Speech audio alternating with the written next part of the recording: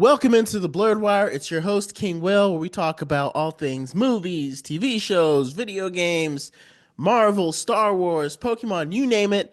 And today we are diving into the finale of Daredevil Born Again.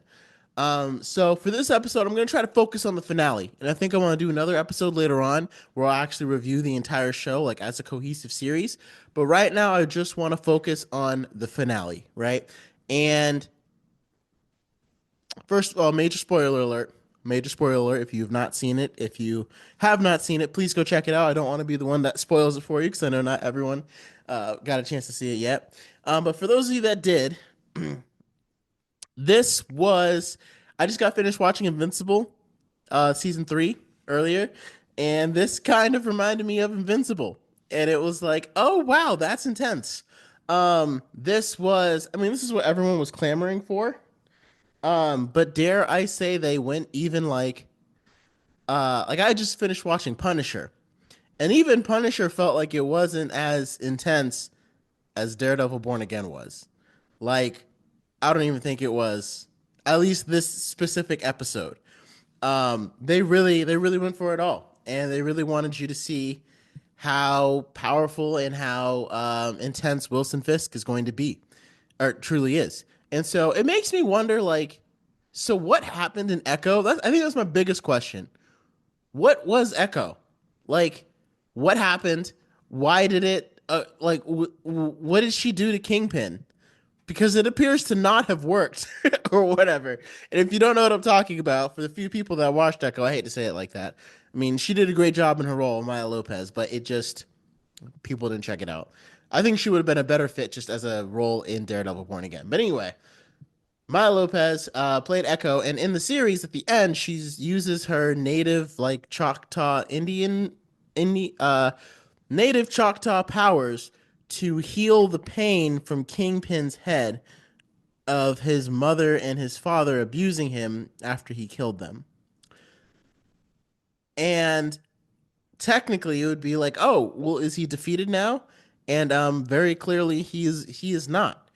And it like the man that crushed the head of the police commissioner does not look like a man who was healed from his pain and rage. So I don't really know what happened. Um, I don't really think Marvel. I think Kevin Feige or whoever's doing it is just like, let's just pretend that didn't happen. But I'm like, when they released Echo, like when they were making Echo, they knew they wanted to do another Daredevil series with Kingpin. So I don't even know why you have the storyline of him being healed of his rage. And like, was he just fooling everyone? But like, nobody knew that he was healed of his rage. So why would he even need to have this storyline where it doesn't make sense. And there's a lot of storylines in Marvel that they're probably just dropping and pretending like never happened. And it severely muddies the waters. But that's my biggest takeaway.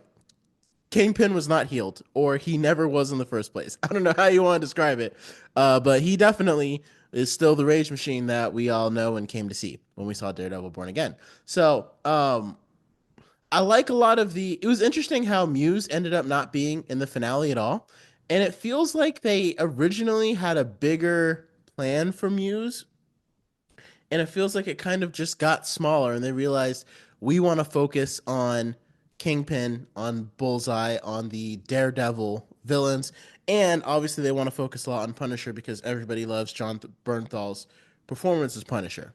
And I watched the Punisher show and it wasn't bad. I didn't hate it, but I think that John Bernthal's Punisher, like the little buddy cop scene that we almost kind of got at the end, where Daredevil and Punisher were fighting off all these cops, and Daredevil refused to kill the guy that killed Hector Ayala, and the Punisher just goes, "Oh, what? So this guy matters?" Bap bap, just like, and it's like it was brutal, right? Like, taking of life should ever be just like dropped with that, but it's like that's the kind of dynamic we could have done that for an entire season, and we kind of already got that in Daredevil season 2, but they were more adversarial. But like, if they hadn't changed the narrative to where they kind of had to work together, that would have been a lot more that would have been interesting and cool to see, because it would have provided like humor but in a way that's not forced, because It was actually funny how Frank was like, "This guy killed Hector. He needs to die." He's just relentlessly murdering people, cops, corrupt cops, and Daredevil's beating them like to smithereens, but he's trying very hard not to kill them. Right, like he's actively working to not kill them. They're using lethal force on him, but Daredevil's not using it. And Punisher's like, screw that, just bop, bop, bop, bop, bop. Because that's what Punisher does. So I think John Bernthal's character Punisher, he works better in a vacuum, like in other people's stories, because it's just kind of the anti-hero. It's kind of hard to frame an entire storyline around an anti-hero because anti-heroes, you're supposed to not really agree with them, but they're also not the villain, right? Like they're not the villain, but you're also not supposed to agree with them. So we're not supposed to agree with Punisher just killing everybody that he doesn't like. But we are also is supposed to remember that he's on the side of justice, right? Like he's on the side of some things are bad and I'm going to kill the bad people. Even when they give him the opportunity, like it was kind of interesting to see all those cops because like they even after he killed like five of them, and then they offered him a spot to be like, hey, you could be one of us. We idolize you. Um, and he was basically like, screw off. And it's like, at what point does Frank Castle make the distinction between what those cops were doing and what he was doing, right? Because those cops just started going around killing people that were criminals and mass vigilantes. And that's exactly what Frank Castle does. But Frank Castle looked at him and was like, nah, screw you. You're working for Kingpin. And it's like, well, Frank, who are you? Like, so you just get to decide who's bad and who's good?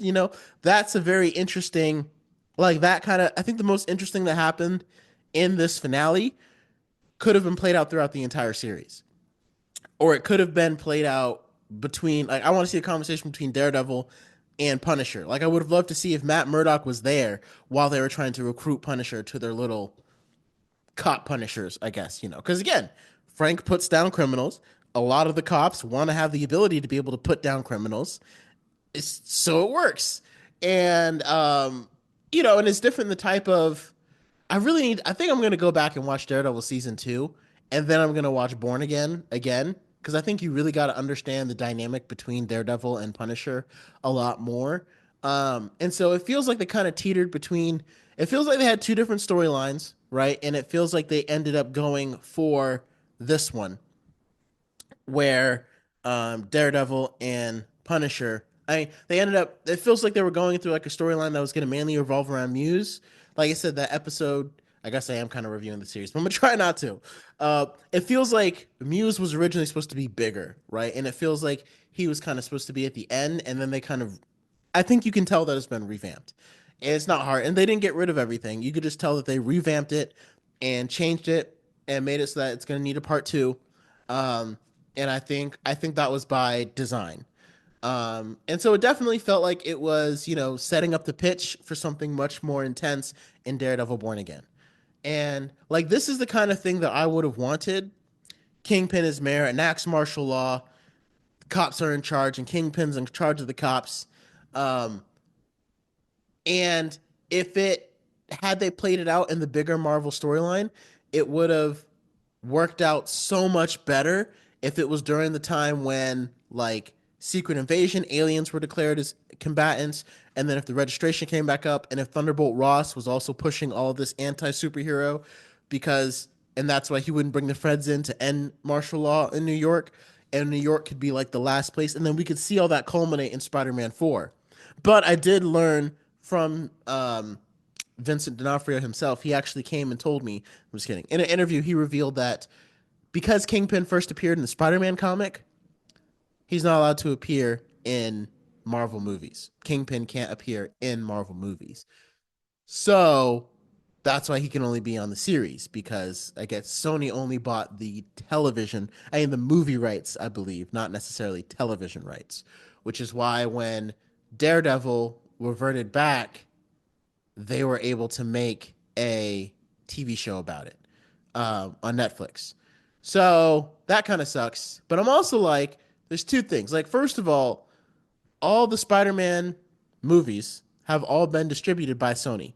They are all Sony movies. They are just produced by Marvel Studios. So Sony pays Marvel Studios to produce these movies, and Sony keeps all the cuts, right?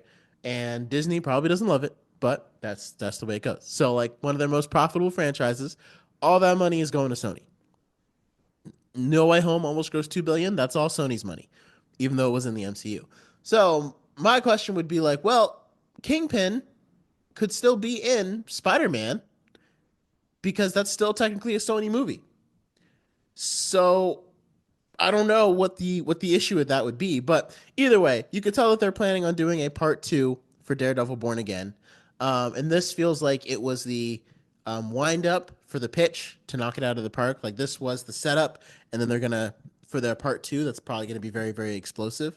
Um, so we'll probably get more information on it. I'm really excited to see season two. One of my favorite Daredevil seasons, I have to say, is season three. Even though I mean, season one is still incredible, and I do love John Bernthal's Punisher. But man, I love Wilson Bethel as Bullseye. He is fantastic, and we got a lot of him. But I'm almost still like we still didn't get enough for the way the story ended up going. Right, like the way this story ended up going, I probably would have removed Muse completely, or made him a little bit more of the focal point for whatever reason. So that's just kind of my 2 cents. But let me know what you thought of the finale. Did you like it? Are you a fan of? Are you excited for? Are you a fan? Of course you're a fan. That's why you're here. Are you excited for what Marvel has in store for Daredevil Born Again in the future? Do you think it's going to get better? Do you think that yeah, and just what do you think is going to happen in part two of season two? Because basically we left off. Kingpin has enacted martial law against all the vigilantes, um, and he used that attack. And I'm kind of curious to. I think the attack on his life by Vanessa was staged, and even though it looked like Bullseye was trying to shoot Vanessa or Kingpin, I think that was part of the plan in order to get an event where he could say like a vigilante tried to take my life, so now I'm going to enact martial law. So I think that's very interesting. So yeah, we'll have to see that. And so let me know your thoughts about all of it. And yeah, until next time.